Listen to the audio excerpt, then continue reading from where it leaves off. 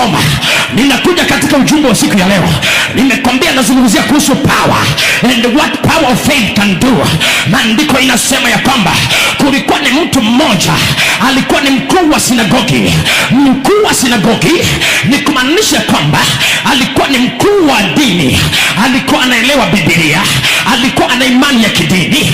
Maandiko inasema siku moja, wakati mmoja, hatari ilimpata.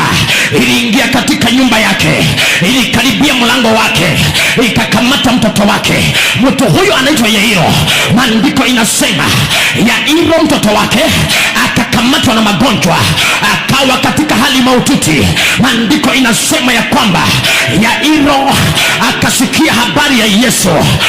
Yesu Kristo anaponya, Yesu Kristo anakomboa, Yesu Kristo anarehemu. Biblia inasema ya kwamba